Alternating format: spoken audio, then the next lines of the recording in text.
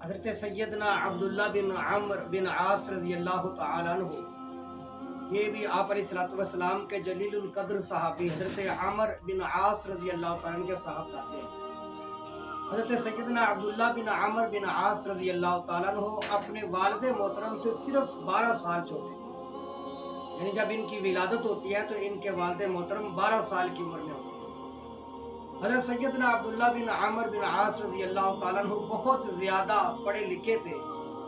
اور عالم فاضل تھے اور کتابت حدیث کے اندر ماہر تھے، یعنی کہ لکھنے کے اندر بڑی مہارت رکھا کرتے تھے۔ اسی لیے اللہ کے محبوب علیہ السلام کی بارگاہ میں عرض کیا کہ یا رسول اللہ صلی اللہ علیہ وسلم، میں آپ کی احادیث لکھنا چاہتا ہوں، تو آپ مجھے اپنی احادیث مبارکہ لکھنے کی اجازت مرحمت فرما دیں۔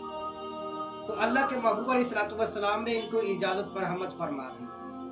تو جب بھی آپ علیہ السلام کوئی احادیث بیان کرتے تھے تو حضرت عبداللہ بن عمرو بن عاص رضی اللہ تعالیٰ عنہ اس حدیث مبارکہ کو لکھ لیا کرتے تھے، اپنے پاس لکھ کر محفوظ کر لیا کرتے تھے۔ چند دن دیکھا کہ اللہ کے محبوب علیہ السلام نے دیکھا کہ اب عبداللہ بن عمرو بن عاص جو ہے وہ لکھا نہیں کرتے،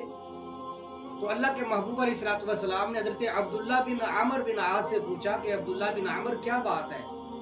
اب تم حدیث مبارکہ میری لکھا نہیں کرتے ہو؟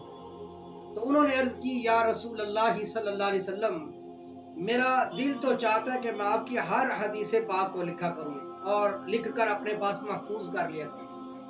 لیکن مجھے حضور صحابہ کرام نے منع کر دیا اور یہ کہا کہ حضور علیہ السلام کبھی جلال میں ہوتے ہیں، کبھی جمال میں ہوتے ہیں، کبھی کمال میں ہوتے ہیں، کبھی خوشی میں ہوتے ہیں، کبھی ناراضگی کے اندر ہوتے ہیں، اور تم اللہ کے محبوب علیہ السلام کی ہر حدیث لکھ لیا کرتے ہو، لہذا ایسا نہ کیا کرو۔ تو اس موقع پر اللہ کے محبوب علیہ السلام نے فرمایا کہ عبداللہ بن عمرو بن عاص، یاد رکھنا تم میری ہر حدیث پاک کو لکھ لیا کرو، اس لیے کہ میں اللہ کا نبی ہوں، چاہے میں جلال میں ہوں، چاہے میں جمال میں ہوں، چاہے خوشی میں ہوں، چاہے غمی میں ہوں، میری زبان سے حق کے سوا کبھی کچھ نکلتا ہی نہیں ہے۔ اس کے بعد پھر سیدنا عبداللہ بن عمرو بن عاص رضی اللہ تعالیٰ پھر ہر حدیث مبارکہ لکھ لیا کرتے تھے۔ اس لیے حضرت سیدنا ابو ہریرہ رضی اللہ تعالیٰ عنہ فرماتے ہیں کہ میں بھی آپ علیہ السلام کی حدیث مبارکہ یاد کیا کرتا تھا، اور سیدنا عبداللہ بن عمرو بن عاص بھی حضور کی احادیث مبارکہ یاد کیا کرتے تھے، لیکن وہ چونکہ لکھ بھی لیا کرتے تھے اور میں لکھ نہیں سکتا تھا، اس اعتبار سے وہ مجھ سے آگے تھے۔ حضرت سیدنا عبداللہ بن عمرو بن عاص رضی اللہ تعالیٰ عنہ بہت زیادہ عبادت کرنے والے تھے۔ آپ اندازہ لگا لیں کہ یہ ساری رات قیام کیا کرتے تھے اور سارا دن روزہ رکھا کرتے تھے، یعنی ہر صبح کو روزہ اور رات کو قیام کیا کرتے تھے۔ آپ اندازہ لگا لیں کہ یہاں تک کہ حضرت سیدنا عبداللہ بن عمرو بن عاص کی جو زوجہ محترمہ تھی، انہوں نے حضرت عمرو بن عاص سے کہا کہ آپ کا بیٹا جو ہے وہ ساری رات تو قیام کیا کرتا ہے اور دن کو روزہ رکھ لیا کرتا ہے اور میری طرف بالکل توجہ نہیں کرتا۔ تو حضرت عمرو بن عاص نے ان کی زوجہ سے کہا کہ آپ اللہ کے محبوب علیہ السلام کی بارگاہ میں جائیں اور جا کر بتائیں عبداللہ بن عمرو کی حالت کا۔ تو حضرت عبداللہ بن عمرو کی اہلیہ، اور ایک روایت میں یہ آتا ہے کہ حضرت عبداللہ بن عمرو کے والد محترم عمرو بن عاص حضور کی بارگاہ میں جاتے ہیں اور جا کر بتاتے ہیں کہ حضور، آپ کا جو صحابی رسول عبداللہ بن عمرو بن عاص ہے وہ سارا دن تو نفلی روزے رکھتا ہے اور ساری رات قیام کیا کرتا ہے، اپنے اہل و عیال کو حضور بالکل وقت نہیں دے رہا۔ تو اللہ کے محبوب علیہ السلام نے حضرت سیدنا عبداللہ بن عمرو بن عاص کو بلایا، اور بلانے کے بعد حضور نے فرمایا کہ عبداللہ بن عمرو، میرے سننے میں آیا کہ تم ہر روز نفلی روزے رکھا کرتے ہو؟ حضرت سیدنا عبداللہ بن عمرو نے عرض کی جی ہاں یا رسول اللہ، ایسا ہی ہے، میں ہر روز نفلی روزے رکھا کرتا ہوں۔ تو آپ علیہ السلام نے فرمایا کہ تم ایام 20 کے روزے رکھا کرو بس، یعنی 13ویں چاند کی 13ویں تاریخ، چاند کی 14ویں اور 15ویں تاریخ کو روزہ رکھا کرو، اور آپ نے فرمایا کہ یہ ایام دہر ہے، بس تم سمجھ لو کہ ساری زندگی روزے رکھو گے۔ تو حضرت عبداللہ بن عمرو کو جب آپ علیہ السلام نے فرمایا نا کہ تم نے ہر مہینے کی 13ویں 14ویں اور 15ویں کا روزہ رکھنا ہے، تو انہوں نے عرض کی یا رسول اللہ صلی اللہ علیہ وسلم، آپ کا حکم سر آنکھوں پر، لیکن حضور میں اس سے زیادہ طاقت رکھتا ہوں، میں اس سے زیادہ روزے رکھ سکتا ہوں۔ تو پھر اللہ کے محبوب علیہ السلام نے ارشاد فرمایا کہ اے عبداللہ بن عمرو، پھر سب سے بہترین روزے جو ہے وہ حضرت داؤد علیہ السلام کے روزے ہیں،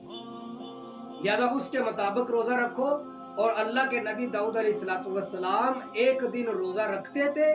اور ایک دن روزہ چھوڑتے تھے، تو لہٰذا تم ایک دن روزہ رکھو اور ایک دن جو ہے وہ روزہ افطار کرو۔ اور پھر اللہ کے محبوب علیہ السلام نے فرمایا کہ میں نے یہ بھی سنا ہے کہ تم ساری رات قیام کرتے ہو۔ عرض کی جی ہاں یا رسول اللہ صلی اللہ علیہ وسلم، آپ نے حق سنا ہے اور آپ صحیح ارشاد فرما رہے ہیں۔ تو اللہ کے محبوب علیہ السلام نے فرمایا کہ اے عبداللہ بن عمر بن عاص رضی اللہ تعالیٰ، میں تم سے زیادہ طاقتور ہوں، زیادہ تقوی اختیار کرنے والا ہوں، اور میں زیادہ اللہ کے قریب ہوں، لیکن میں رات کو قیام بھی کرتا ہوں، اپنی ازواج مطہرات کو وقت بھی دیتا ہوں اور آرام بھی کرتا ہوں۔ تو آپ علیہ السلام نے فرمایا کہ اے عبداللہ بن عمر، تم رات کو آرام بھی کیا کرو، تمہارے جسم پر بھی تمہارا حق ہے، تمہارے اوپر تمہارے جسم کا بھی حق ہے، اور آپ نے فرمایا کہ تم اپنے اہل و عیال کو بھی وقت دیا کرو، ان کا بھی تمہارے اوپر حق ہے۔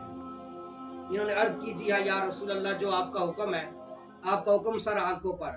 پھر مزید آپ علیہ السلام نے فرمایا کہ تم قرآن کی تلاوت بہت زیادہ کرتے ہو۔ حضور نے فرمایا کہ تم نے پورے مہینے میں ایک قرآن پاک ختم کرنا ہے، یعنی ایک مہینے کے اندر ایک قرآن پاک ختم کرنا ہے۔ انہوں نے عرض کی یا رسول اللہ صلی اللہ علیہ وسلم، میں اس سے زیادہ طاقت رکھتا ہوں۔ تو اللہ کے محبوب علیہ السلام نے فرمایا کہ پھر تم 7 دنوں کے اندر قرآن پاک ختم کرو، اس سے جلدی نہیں کرنی۔ اور بعض محدثین کہتے کہ نہیں، آپ نے 5 دن تک پھر ان کو اجازت مرحمت فرما دی تھی۔ یہ حضرت سیدنا عبداللہ بن عمر بن عاص رضی اللہ تعالیٰ عنہ کی عبادت کا آپ اندازہ لگا لیں۔